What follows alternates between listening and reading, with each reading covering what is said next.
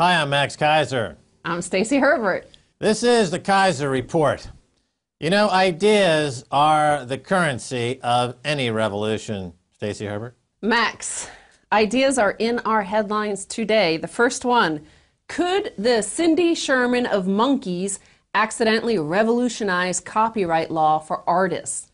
So Cindy Sherman is the famous artist who takes self-portraits. And if you look at this image, that's not Cindy Sherman. That is a monkey from Indonesia.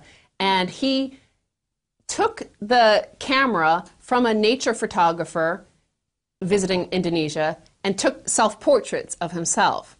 Now, this has become a big copyright issue because copyright in photography always belongs to whoever took the photo, who actually snapped the button, not to the person who owns the camera or whatever. So the man who took this photo, David Slater, was working for Keiser's news agency. And now Keiser's news agency is sending out cease and desist orders to people like TechDirt.com who posted the photo. And TechDirt is saying, well, you don't own the copyright. And the agency wrote back to them and said, well, neither do you, so you can't post it. Well, copyright law, even in its current absurd iteration, and we've talked about it before, it's effectively a global lobotomy, this perpetual copyright, as Lawrence Lessig calls it, doesn't extend to the animal kingdom. Now, the monkey took a photo of himself, and if anyone owns the copyright, it would be the monkey. I am for this monkey using his psychic abilities to contact an attorney immediately and to sue Keiser. Perhaps Monkey wants people to know about his ideas and his plight in Indonesia as the rainforests are being chopped down. Well, that's right. The wilds of the ideas are what engender creativity and have driven human creativity and evolution for millennia. And the fact that copyright law and intellectual property laws are chopping down the landscape for ideas, just like they're clear-cutting forests where this monkey, poor monkey, is living. They're clear-cutting ideas using copyright law from ugly monopolists and moguls like the former head of News Corp, Rupert Murdoch. Now, this agency, Keiser's news agency, isn't claiming to own the copyright. The idea has infected their mind that we can shut down ideas and we can keep people from communicating ideas. They're trying to keep TechDirt from communicating ideas. But let's look at where, so far, an idea has not been copyrighted and it's allowed to spread. And that's from Tahrir Square. Hashtag Occupy Wall Street, a shift in revolutionary tactic. So this is from Adbusters, and on September 17th, 2011, they're encouraging at least 20,000 people to show up in Wall Street, occupy Wall Street, and don't leave, just like the people in Tahrir Square didn't leave until their demand that Mubarak step down was met. The Americans are saying, don't leave until Obama forms a presidential commission to investigate whether or not there's been financial fraud. Right. Well, we've been talking about the global insurrection against banker occupation for months and months on this show, and we've been trying to encourage as much of this pushback against banker occupation, whether it's in Cairo or Tunis or Madison, Wisconsin. Now it's coming to New York, and they're starting to embrace this idea of a tent city in the public to push back against banksters. But as you're pointing out there, their demands are quite vague and obtuse, aren't they? Exactly, but they're also focusing just on the tactic.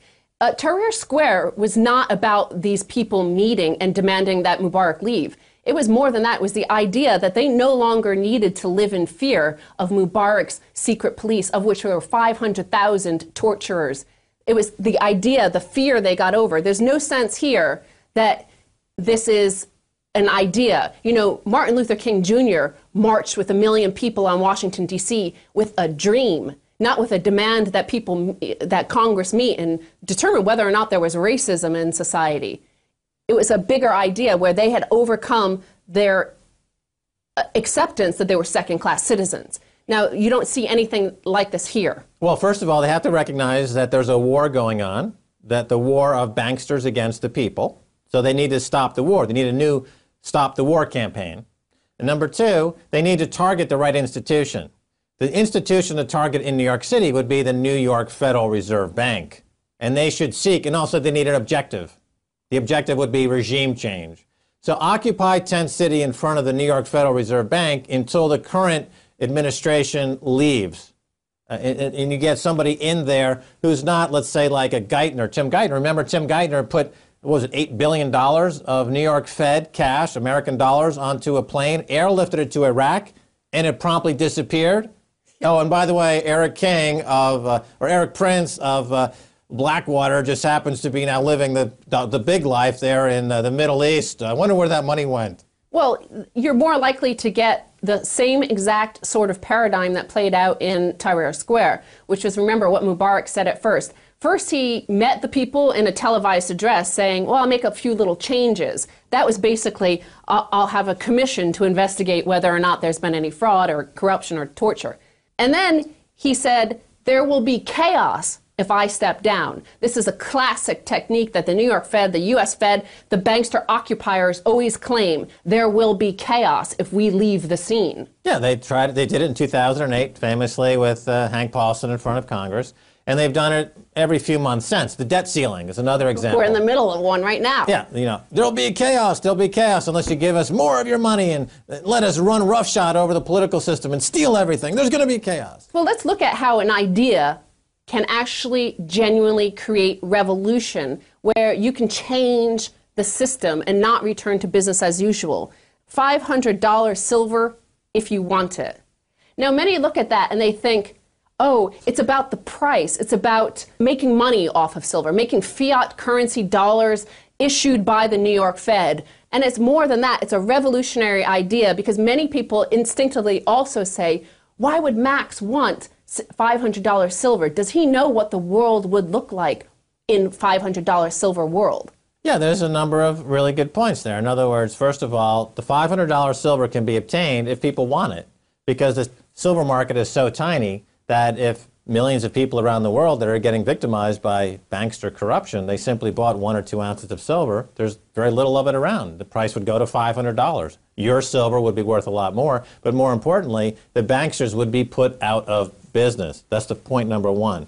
Point number two, what would a world at $500 silver mean? It would mean that the peasants in America and around the world who are being disenfranchised and haven't seen wage growth in decades and are being treated like by Obama would suddenly have a lot of money in which to restart the country and seek regime change and start a new republic. In France, they're on their 5th republic. America, they need to get on to their 2nd republic. They need to rewrite the Constitution, iron out some of the flaws and loopholes, return to some of the ideas that were there originally, go back to gold and silver as it says in the Constitution. Yeah, but the other important ingredient to this, the other important idea to this $500 silver is crash JP Morgan, buy silver. Buy silver, crash JP Morgan. JP Morgan is the single most powerful element of the U.S. Federal Reserve System. It is the New York Fed.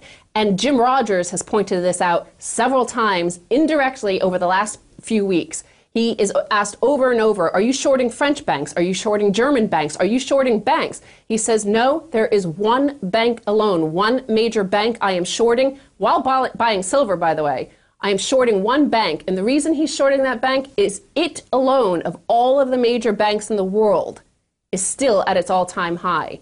That tells you where the power is, who's still standing. Right, JP Morgan, they just reported their quarterly numbers. They came in with earnings, I think they were at or a little above expectation. I think they were way above expectation. Because all of their liabilities sit on the balance sheet of the Federal Reserve Bank in Washington. JP Morgan doesn't have any of its own liabilities. It runs up liabilities, and then it gives them to the people of America, the citizens, to deal with. They keep the profits. The Fed owns the liabilities. Oh, does this sound like Enron with their special purpose entity accounts, 700 of them? They just park their liabilities off the radar of any regulators, and they claim, oh, our earnings are going up every quarter? Yes, it is. Is JP Morgan the new Enron? Yes, it is. Will it lose 156 billion in capitalization? Yes, it will. Is that a good thing? Of course it is. You don't want financial terrorists in the system. Terrorism's bad. So again, this idea of Tahrir Square, how the Arab Spring has spread around the world, and in each place it spreads, and this is the thing about free culture and free copyright, is ideas are allowed to germinate and take their own form wherever it goes. Tel Aviv tent city erected in protest against high house prices. So Israelis are taking to the streets, they're setting up tent cities, and they don't want to back down until house prices decrease. Now, of course, Netanyahu came out with the old paradigm, and essentially it's all about war and land grabs, because he's saying he'll solve the problem. It's not about inflation. It's not about money printing, why house prices are so high around the world.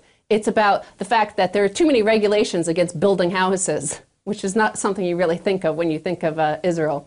You know, my reading of the Old Testament is that you become what you fear. So here you have Netanyahu, who's running a ghetto in Palestine, while simultaneously opening the doors for ghettos to appear inside Tel Aviv and inside Israel. It's the supreme form of hubris. Well, aside from religion, this is the very basic fact is it's an idea that you do not need to be fearful. You do not need to fear your government. You are your government. We are the people. And these people in Israel, but despite all that religious voodoo that goes on and the religious hatred that the warmongers tried to spread, these people are saying they are inspired by what happened in Tahrir, that we can take back control. Ideas are the ultimate weapon of choice for revolutionaries.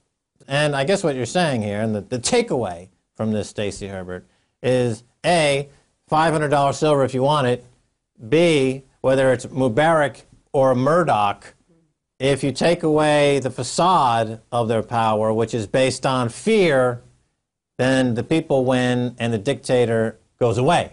Exactly, Max.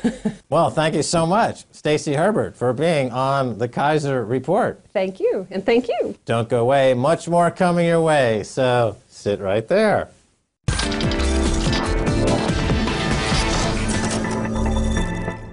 Welcome back to the Keiser Report. I'm Max Keiser. Time now to go to London and speak with Sandeep Jaitley, an expert on the Austrian School of Economics and a fund manager at First International Group. Sandeep, welcome back to the Keiser Report. Thanks, Max.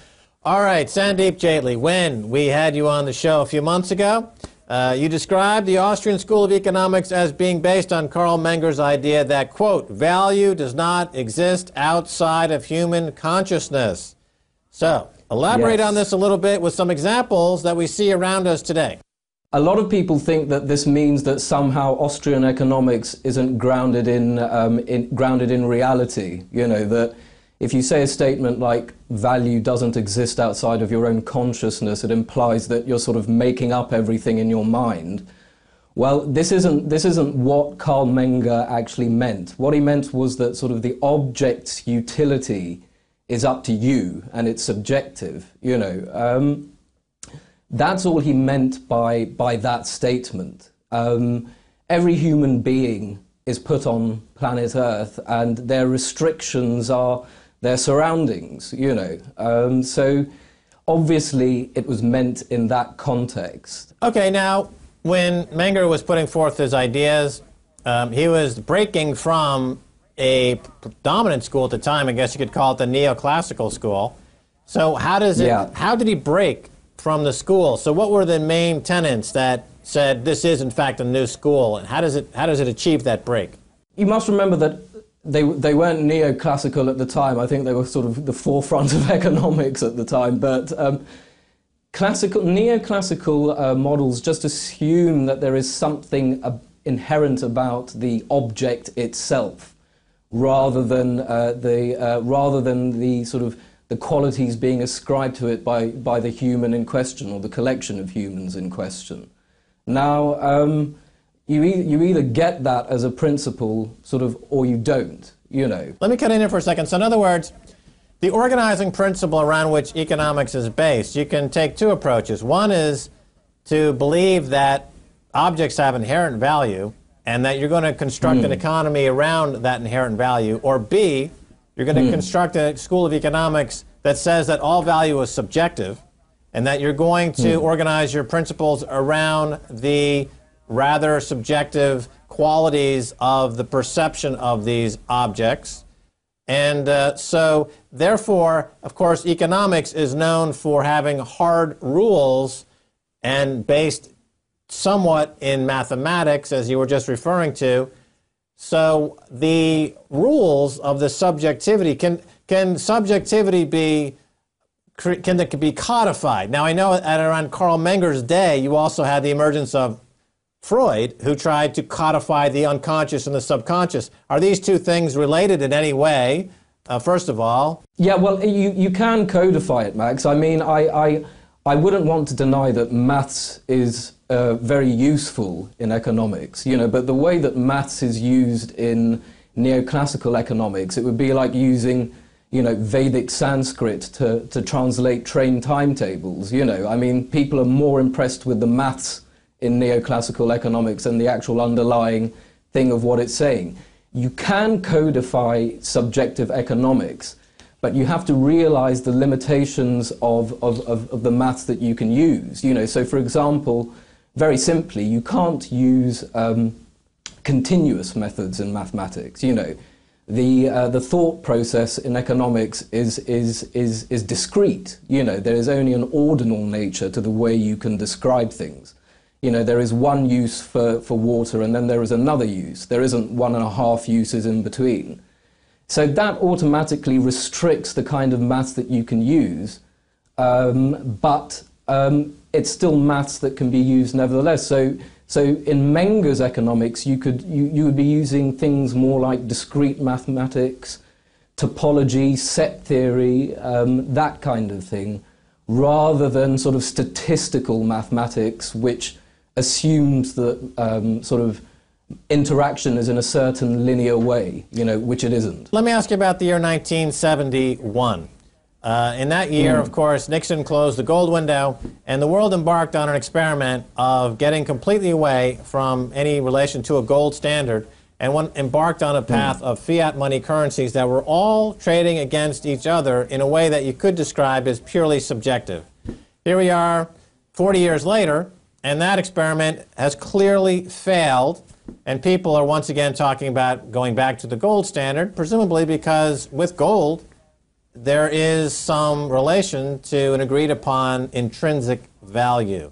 How did we get all the way back to out of the subjective world of fiat currencies? I would have thought that could have worked if everything is subjective. Why has it failed? Why are we back to gold? Is gold a proper, I believe, under the Austrian school, gold is favored as a measure of a currency, yes?